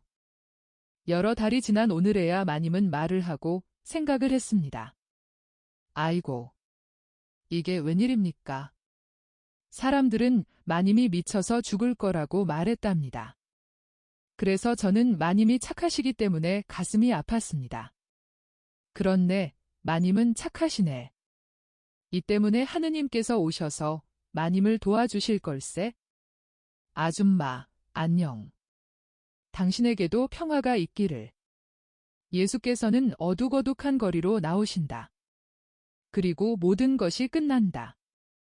71장. 엘리사의 집에서 여러분의 고통이 이익이 되게 하시오. 엘리사가 그의 비통한 우를 떨쳐버리기로 결정하였다는 소식이 마을에 퍼졌다. 어떻게나 소문이 퍼졌든지 예수께서 사도들과 제자들의 앞장을 서서 그 집으로 향하여 가실 때에 많은 사람이 주의 깊게 예수를 살펴보고 또 예수에 대하여 예수께서 오신 것, 예수와 같이 있는 사람들에 대하여 그리고 어린아이는 누구이고 여인들은 누구들이며 예수께서 무슨 약을 엘리사에게 주셨기에 나타나시자마자 엘리사를 그렇게도 빨리 캄캄한 밤과 같은 정신착란에서 벗어나게 할 수 있었는지, 무엇을 하실 것이며 무슨 말씀을 하시려는지 목자 이 사람 저 사람에게 물어볼 정도이다. 그리고 질문을 더하기를 바라는 사람은 질문을 또 한다. 마지막으로 이런 질문을 한다. 우리도 갈 수 없습니까? 하고 거기 대하여 목자들은 대답한다. 그건 모르겠습니다. 선생님께 여쭤봐야 합니다. 가서 여쭤보세요. 그렇지만 선생님이 우리를 냉대하시면 어떡해요? 선생님은 절대로 냉대를 하지 않으십니다. 죄인들까지도. 가세요. 가요. 선생님은 그걸 기뻐하실 겁니다. 대부분 엘리사처럼 꽤 나이 많은 남녀 한때가 서로 의논을 하더니 앞으로 나아와 베드로와 바르톨로메오와 말씀을 나누고 계신 예수께 다가가서 별로 자신 없는 목소리로 선생님 하고 부른다. 무슨 일입니까? 하고 바르톨로메오가 묻는다. 선생님께 말씀을 드리고 뭘 좀 여쭤보려고요. 평화가 여러분에게 있기를. 내게 무슨 질문을 하려고 하십니까? 사람들은 예수께서 미소 지으시는 것을 보고 용감해져서 말한다. 저희들은 모두 엘리사와 엘리사의 집안의 친구들입니다. 저희들은 엘리사의 병이 나았다는 말을 들었는데 엘리사를 보았으면 합니다. 그리고 선생님의 말씀도 듣고요. 저희가 가도 됩니까? 내 말을 들으려고는 물론 와도 됩니다. 엘리사를 보러 가는 것은 안 됩니다. 여러분의 우정을 억제하고 여러분의 호기심도 억제하세요. 거기에는 호기심도 있으니까요. 방해해서는 안 되는 큰 고통을 존중하시오. 그렇지만 엘리사가 낫지 않았습니까? 빛으로 돌아오는 중입니다. 그러나 밤이 끝날 적에 단번에 대낮이 됩니까? 또 꺼진 불을 다시 피울 때 불꽃이 이내 힘있게 됩니까? 엘리사의 경우도 마찬가지입니다. 작은 불꽃이 일어나는데 혹대 아닌 바람이 불면 불꽃이 꺼지지 않습니까? 그러므로 신중하게 행동하시오. 그 여인은 상처투성이입니다. 우정까지도 그 여자를 짜증나게 할 수 있을 것입니다. 그 여자에게 휴식과 고요와 은둔이 필요하니까요. 어제까지와 같은 비통한 은둔이 아니라 자기 자신을 다시 찾기 위한 인종하는 은둔이긴 하지만 말입니다. 그러면 저희들은 엘리사를 언제 보게 됩니까? 여러분이 생각하는 것보다 더 빨리요. 이제는 엘리사가 구원의 길을 따라가고 있는 중이니까요. 그러나 여러분은 저 어두움에서 벗어난다는 것이 어떤 것인지 모를 것입니다. 그 어두움은 죽음보다도 더 고약합니다. 그리고 거기서 벗어나는 사람은 결국 거기 있었다는 것과 세상 사람들이 그것을 안다는 것을 부끄럽게 생각합니다. 선생님은 의사이십니까? 나는 선생입니다. 그들은 집 앞에 도착하였다. 예수께서는 목자들에게로 몸을 돌리시고 말씀하신다. 마당으로 가시오. 그리고 당신들과 같이 가고 싶은 사람들은 가도 됩니다. 그러나 아무도 소리를 내지 말아야 하고 또 마당보다 더 멀리 가도 안 됩니다. 너희들도 잘 보살펴라 하고 사도들에게 말씀하신다. 모든 것이 다 잘 진행되게. 그리고 살로메와 알페오의 마리아 아주머니들은 아이가 소란을 피우지 않게 조심하세요. 안녕. 예수께서 문을 두드리시는데 다른 사람들은 오솔길로 해서 정해진 장소로 간다. 하녀가 대문을 연다. 예수께서는 하녀가 자꾸 꾸벅꾸벅 절을 하는 가운데 들어가신다. 마님은 어디 계신가? 선생님의 어머님과 같이 계십니다. 그리고 생각해 보십시오. 마님이 정원에 내려가셨습니다. 기막힌 일입니다. 기막힌 일이에요. 그리고 어제 저녁에는 식당에 오셨습니다. 울고 계셨지만 오시긴 오셨습니다. 저는 보통 드시는 양젓 한 모금 대신 식사도 드셨으면 하고 바랐지만 그렇게 하도록 하지는 못했습니다. 식사를 하시게 될 걸세? 고집 부리지 말게. 주인 마님에 대한 당신의 사랑에도 참을성을 가지게. 이 구세주님, 무엇이든지 말씀하시는 대로 하겠습니다. 과연 예수께서 말할 수 없이 이상한 일을 하라고 여인에게 시키시면 군말 없이 하였을 것이라고 생각한다. 그만큼 그 여자는 예수님은 예수님이시고 예수께서 하시는 일은 모두가 잘하시는 일이라고 확신한다. 그러는 동안 하녀는 과일나무와 꽃이 가득한 넓은 정원으로 예수를 모시고 간다. 그러나 과일나무들은 스스로 잎을 돋게 하고 꽃을 피게 하고 열매를 맺게 하고 크게 할 생각을 하였지만은 1년 전부터 돌보지 않는 가엾은 꽃들은 키가 작고 뒤얽힌 작은 숲이 되어서 그 중에서 제일 약하고 키가 작은 화초들은 기운 있는 화초들의 무게에 찍어 눌려 말라 죽어가고 있다.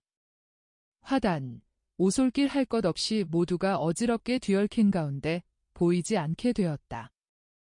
하녀가 그의 필요 때문에 상치와 야채를 가꾼 정원 안쪽에만 질서가 좀 잡혀 있다. 성모님은 엘리사와 함께 땅에까지 내려오는 포도덩굴과 덩굴손이 마구 뒤엉킨 정자 아래 계시다. 예수께서는 걸음을 멈추시고 젊으신 당신 어머니를 바라다 보신다. 성모님은 매우 예민하게 엘리사의 생각을 자극하시고 어제까지 비탄에 잠긴 여인의 생각을 사로잡았던 물건과는 대단히 다른 물건들 쪽으로 향하게 하신다. 하녀가 주인 여자를 찾아와서 구세주님이 오셨습니다 하고 말한다. 여자들이 몸을 돌려 예수께로 향하여 오는데 한 분은 다정스러운 미소를 머금으시고 또 한 여인은 피로하고 정신 나간 얼굴을 하고 온다. 평화가 두 분께 있기를. 아름다운 정원이군요. 아름다웠었지요 하고 엘리사가 말한다. 그리고 땅이 기름집니다. 얼마나 아름다운 열매들이 익어가는지 보세요.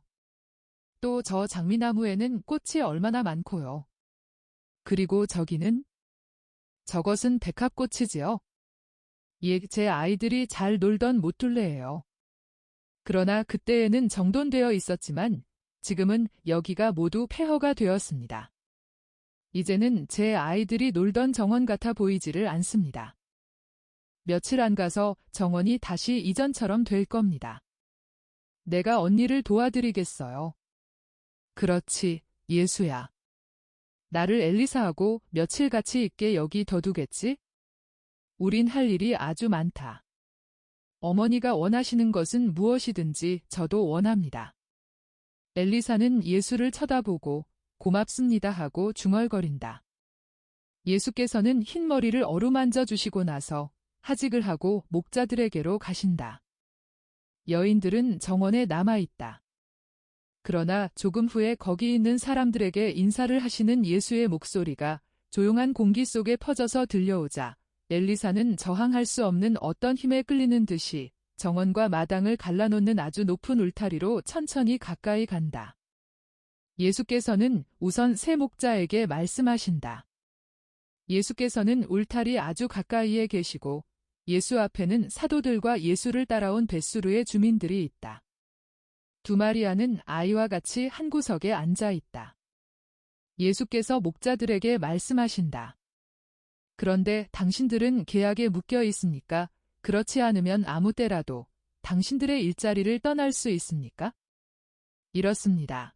실제로는 저희들이 자유로운 머슴들입니다. 그렇지만 양떼를 보살필 일이 대단히 많고 또 목자들을 구하기가 어려운 지금 갑자기 떠나는 것은 훌륭한 일로 생각되지 않습니다.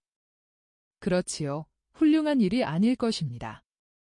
그러나 곧 그렇게 할 필요는 없어요. 내가 이 말을 당신들에게 미리 하는 것은 올바른 타협을 준비하라고 그러는 것입니다. 나는 당신들을 제자들과 합쳐서 당신들이 나를 도와주는 데 있어서 당신들이 자유롭게 되기를 바라는 것입니다. 아이고. 선생님. 세 사람은 기뻐서 어쩔 줄을 모른다. 그리고 그렇지만 저희가 그럴 능력이 있겠습니까? 하고 묻는다. 확실해요. 그럼 합의됐습니다. 할 수 있게 되는 대로 이사학과 합치도록 하시오. 그러겠습니다. 선생님. 당신들도 다른 사람들과 같이 가시오. 나는 이곳 사람들에게 말하겠소?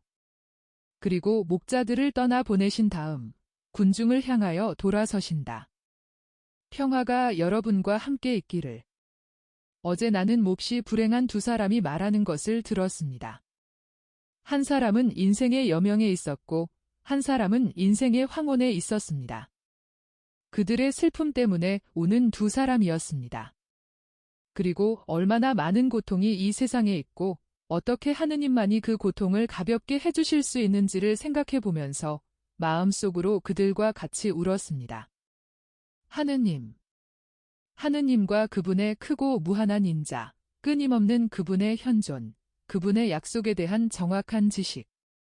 나는 사람이 어떻게 사람에게서 괴롭힘을 당할 수 있는지, 그리고 사람이 어떻게 죽음에 끌려서 고통을 더 증가시키고 파멸을 만들어내기 위하여 사탄이 조장하는 비탄으로 갈 수 있는지를 보았습니다. 그때 나는 이렇게 생각했습니다. 하느님의 자녀들은 그들의 고통 중에서 이런 고통을 겪어서는 안 된다. 하느님을 모르는 사람에게 하느님에 대한 지식을 주고 질풍 같은 고통 속에서 하느님에 대한 지식을 잊어버린 사람에게는 그 지식을 돌려주자 하고. 그러나 나는 또 나 혼자서는 형제들의 무한한 필요에 충분하지 못하게 되었다는 것도 알았습니다.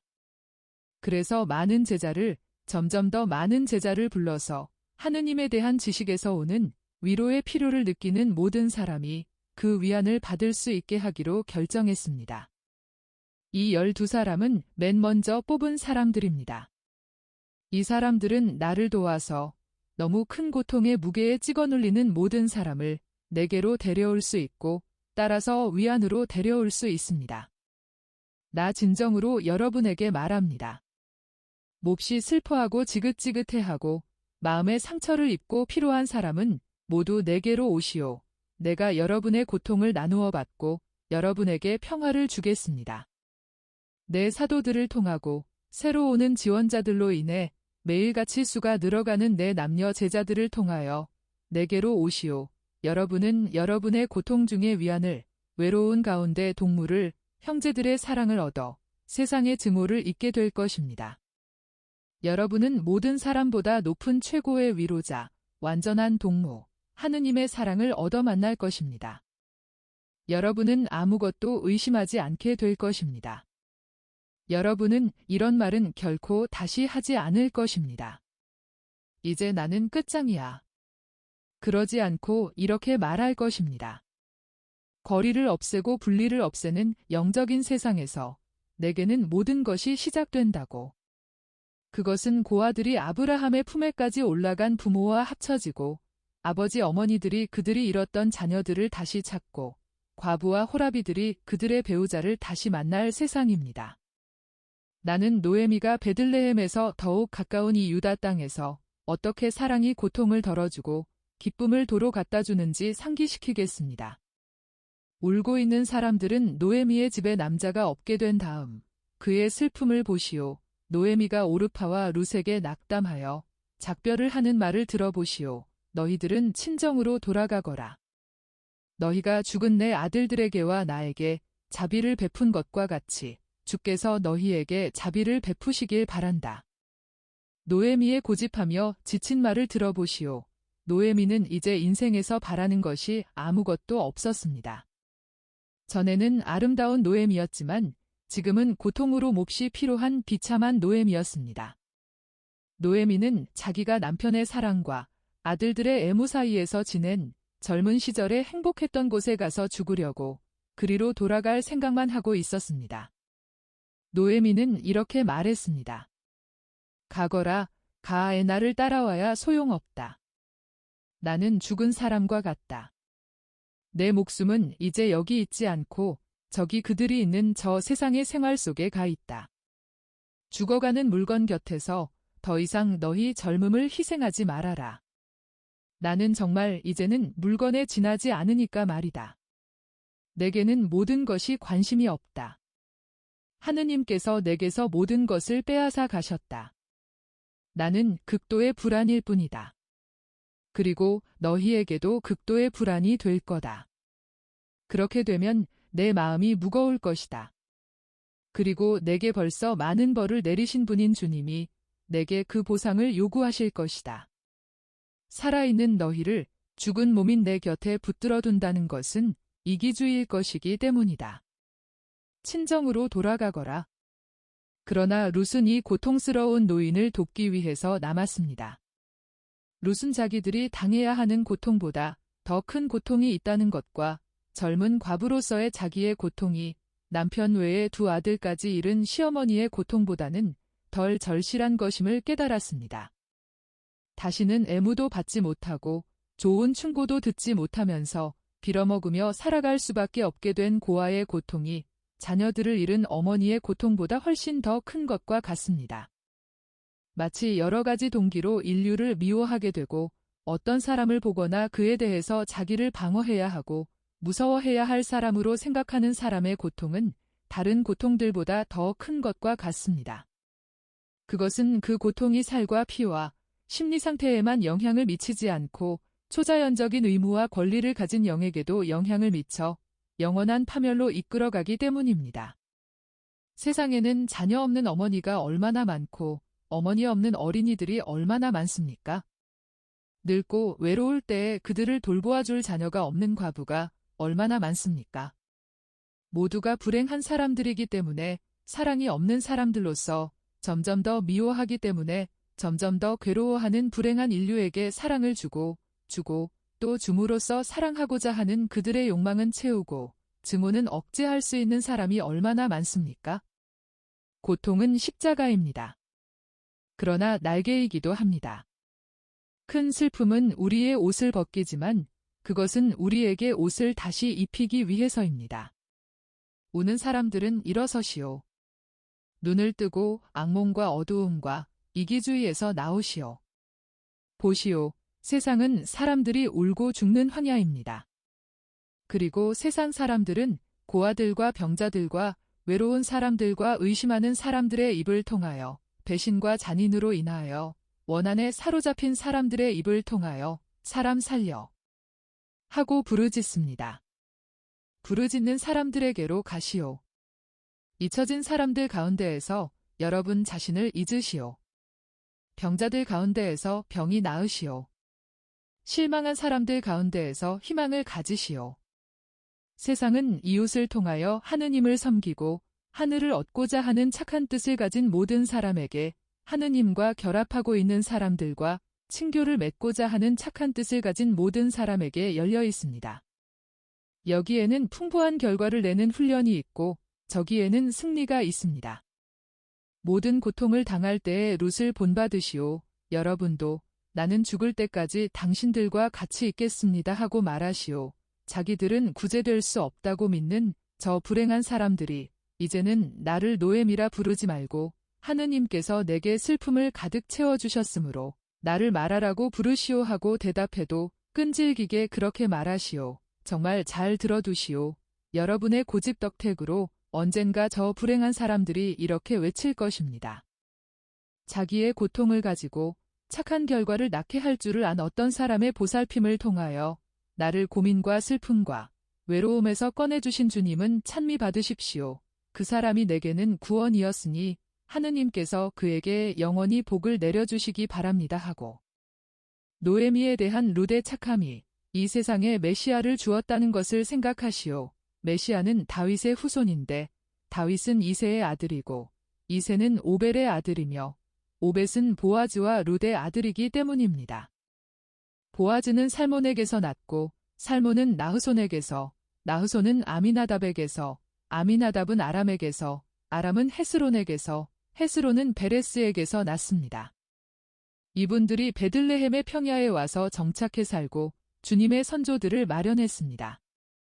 착한 행위는 어느 것이든지 여러분이 생각지 않는 큰 일들이 기원이 되고 어떤 사람이 자신의 이기주의를 억제하려고 하는 노력은 크나큰 사랑의 밀물을 일으킬 수가 있어 그 사랑의 밀물을 일으킨 사람을 맑게 보존하면서 들어올리고 또 들어올려 제단 미대까지 하느님의 마음에까지 실어갈 수 있습니다.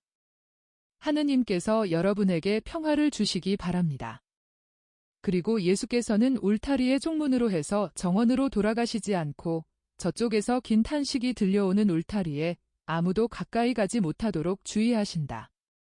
벳수르 사람들이 모두 간 다음에야 비로소 유익한 눈물을 방해하지 않으시고 제자들과 같이 떠나신다.